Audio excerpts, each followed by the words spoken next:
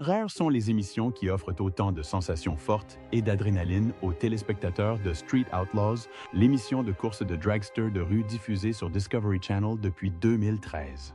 Si la course elle-même attire particulièrement les téléspectateurs, les personnalités qui y participent jouent également un rôle essentiel.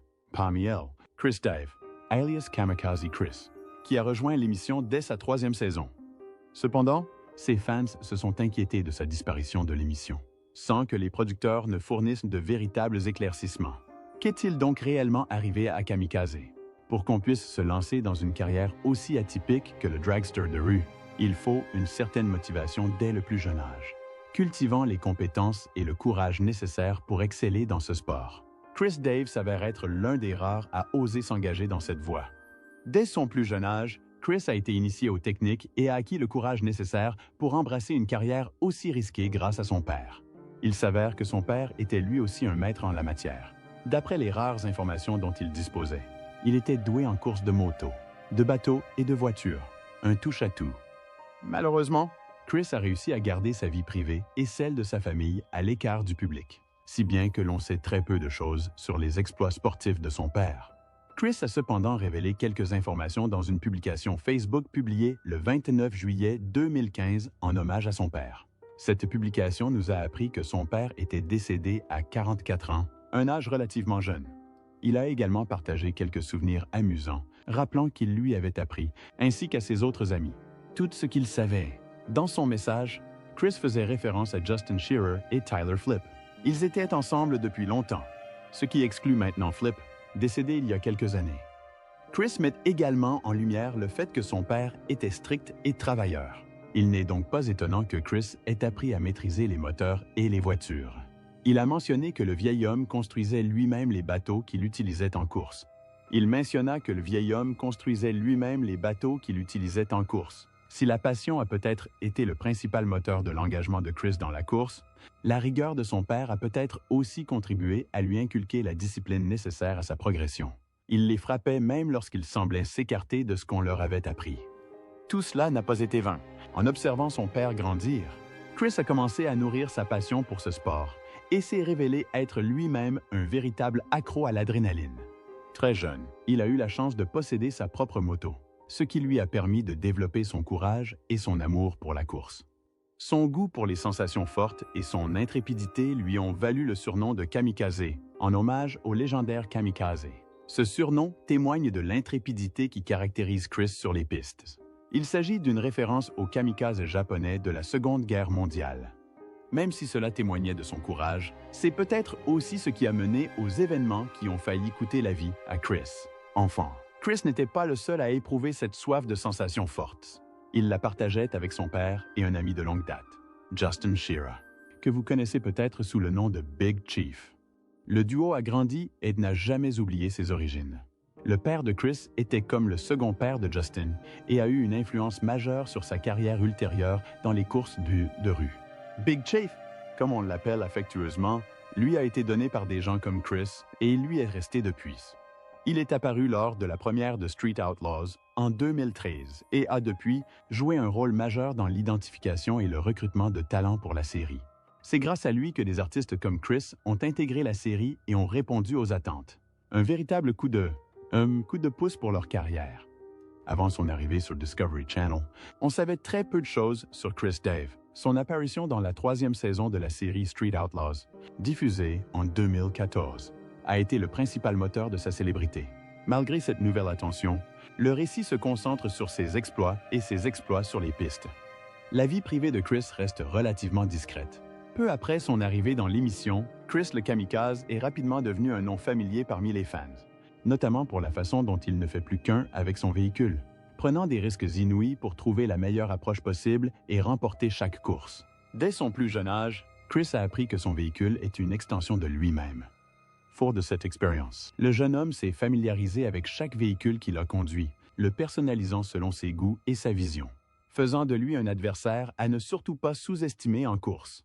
Le véhicule le plus populaire que Chris a conduit sur les circuits des Street Outlaws est l'El Camino, surnommé l'Elco. Chris n'en était pas le premier propriétaire. Il lui a été transmis par Justin Shearer, qui l'a pris en charge après le décès de leur cher ami Tyler en 2013. Si beaucoup de gens ont adoré le voir lors de la première de l'émission Street Outlaws en 2013, beaucoup ignoraient que Tyler, surnommé Flip, n'était plus en vie lors de la première. Il est décédé en mai de la même année et a été enterré en juin.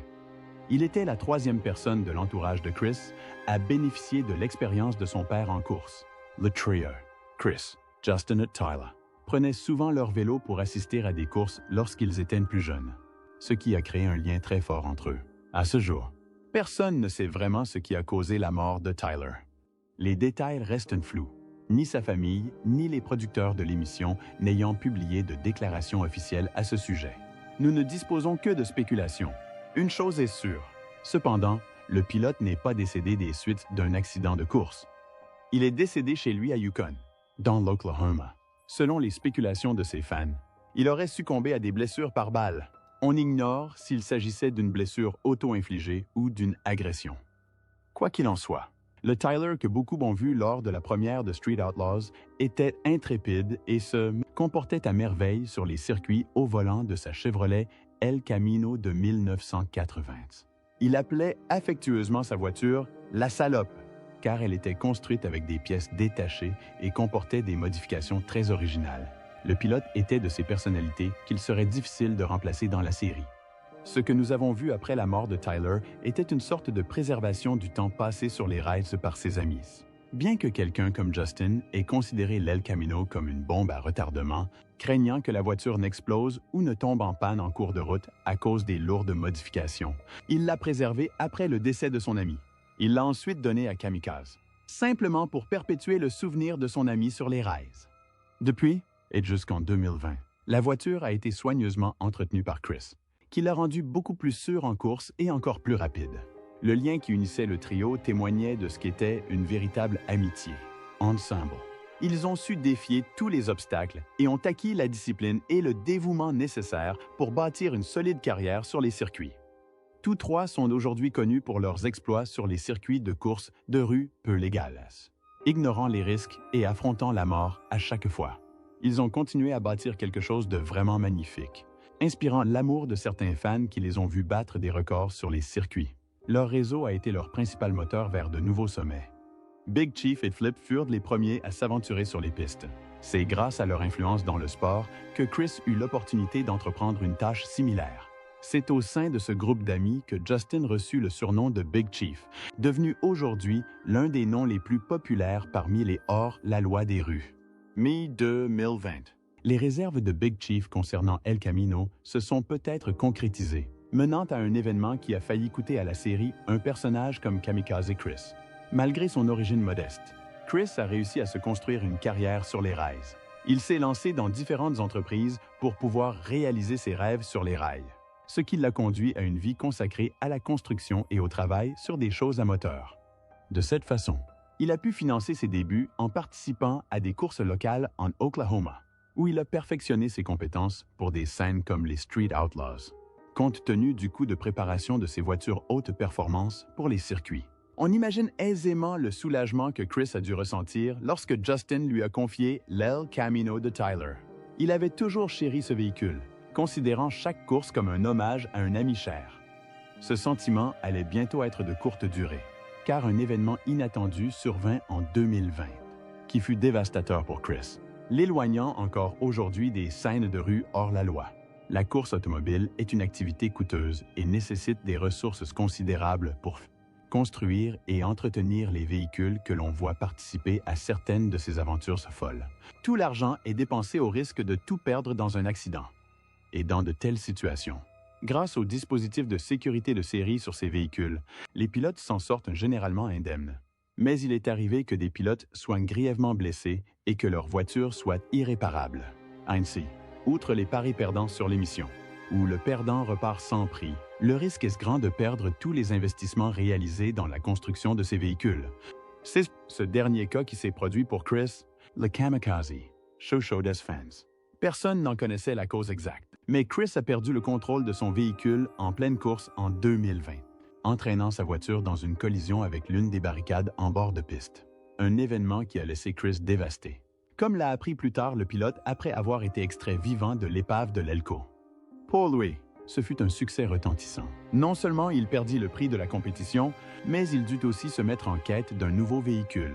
L'Elco étant irréparable, c'était un miracle que l'émission n'ait pas enregistré la perte d'un de ses pilotes ce jour-là. Un immense soulagement pour tous les fans. Cet accident a permis de mieux comprendre pourquoi ce sport est largement considéré comme illégal. Chaque pilote part chaque jour sans savoir quel sera son sort sur les circuits. Le danger encouru sur les circuits ne concerne pas uniquement les courses de dragsters en ville. Même les pilotes professionnels participant à des courses plus organisées comme la F1 sont confrontés à des dangers similaires. On ne peut qu'espérer que la réglementation concernant les véhicules engagés dans ces courses reste stricte, car c'est sans doute ce qui a pu sauver Chris de cet accident. Nous avons appris plus tard que l'accident était peut-être dû au fait que Chris avait minimisé un défaut qu'il avait remarqué plus tôt sur l'arbre de transmission du véhicule. Il n'a pas pu résister à l'envie de participer à une course qui lui a coûté tout ce jour-là. Cette tentative de domination s'est avérée être un événement dévastateur qui restera gravé dans la mémoire de Chris et de ses fans. Qui aurait pu croire qu'il l'avait perdu ce jour-là? La tension ressentie par les fans a été exacerbée lorsqu'ils n'ont pas revu leurs favoris lors des saisons suivantes de la série. Des rumeurs ont commencé à circuler quant à son éventuel renvoi de l'émission. Mais cela reste très improbable, car il a été vu participer à d'autres courses locales en Oklahoma et à des émissions dérivées de Street Outlaws. Peu importe ce que Chris a pu affronter sur les pistes, l'expérience de mort imminente qui l'aurait éloigné des pistes pourrait nécessiter plus d'un accident et la perte d'une voiture chère à son cœur. Et vous auriez tort de penser qu'il n'est pas complètement de retour parce qu'il n'a pas trouvé de véhicule pour assurer sa place dans l'émission.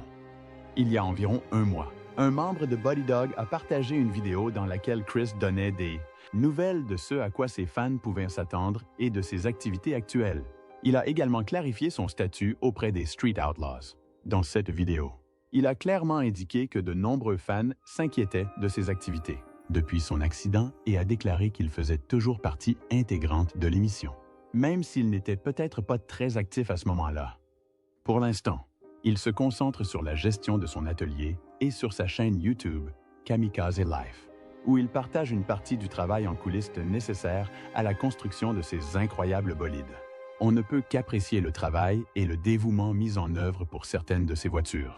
Ça doit être vraiment triste de les perdre, comme Chris a perdu l'Elco. Chris n'est pas resté inactif et bénéficie de bonnes sources de revenus pour continuer à vivre. Il a également fait une annonce importante à ses fans qui ont adoré l'Elco. Il s'efforce de reconstruire l'Elco. Il a toutefois indiqué que le projet pourrait prendre du temps. Compte tenu de l'ampleur des dégâts constatés sur ce véhicule, ce projet nécessitera sans aucun doute des investissements importants, surtout maintenant que Chris a de nouveau un nouveau bébé sur les circuits. Il est tout à fait logique que Chris veuille que la voiture reprenne la piste. Et pas seulement parce que ses fans ont peut-être adoré le voir au volant ou parce qu'il a dû s'habituer à la conduire. Cette voiture a une valeur sentimentale très importante pour Chris, car elle appartenait à un vieil ami avec qui il a tout partagé durant son enfance. Nous croisons les doigts et attendons avec impatience de voir comment les choses évolueront. Au fil des années passées sur les circuits, Chris est devenu populaire auprès de nombreux spectateurs. Juste après l'accident, les personnes qu'il qualifiait d'amis du Nord dans la vidéo l'ont rapidement contacté. Ils lui ont proposé d'acheter une voiture qu'ils avaient alors en promotion. Et Chris n'a pas voulu laisser passer cette opportunité. Chris garde beaucoup de choses privées à son sujet, notamment sa fortune. Mais d'après les quelques informations que nous avons recueillies, nous avons pu estimer sa fortune à environ 300 $, ce qui lui a permis de repartir et de payer sa nouvelle voiture. Certains de ses abonnés ont dû assister au transport de cette nouvelle voiture qui s'est avérée être une CT-VET fortement modifiée. Chris avait la voiture au garage au moment de la réalisation de cette vidéo et a révélé qu'il travaillait sur sa voiture pour l'adapter aux circuits sur lesquels il court. Malgré les modifications apportées à la CT-VET, il a admis que la voiture était également très rapide, du moins d'après ce qu'il avait pu constater lors de l'essai. Pour se remettre de la perte subie sur le circuit, Chris avait déjà vendu aux enchères certaines pièces de l'Elco ayant survécu à l'accident. Le fait que ces pièces soient accompagnées de ses autographes et qu'elles fassent partie de la légendaire Elco leur a valu un prix raisonnable, environ 20 $. Vie et privée, on sait peu de choses sur la vie privée de Chris, et notamment sur sa situation amoureuse. Personne ne sait s'il est marié ou non. Peut-être que le coureur a consacré toute sa vie à la course et n'a pas trouvé le temps de s'occuper de ses affaires de cœur. Il y a aussi de fortes chances qu'il ait vécu quelque chose de spécial par le passé, dont personne n'a entendu parler. Quoi qu'il en soit, la résilience et le courage dont Chris a fait preuve ces dernières années sont impressionnants et inspirants pour quiconque souhaite s'aventurer dans les courses de rue. Il conserve toujours cette passion et cet amour de la vie qu'il a développé sur les circuits lorsqu'il était enfant. Un héritage hérité de son père. Son père lui sourira certainement où qu'il soit. Voilà pour la vie incroyable et inspirante de Kamikaze Chris et le malheureux accident qui a mis un terme à sa carrière dans Street Outlaws. La série continue de nous étonner et nous avons hâte de retrouver Chris sur les écrans. D'ici là, continuez à aimer les sensations fortes et à bientôt pour la prochaine vidéo.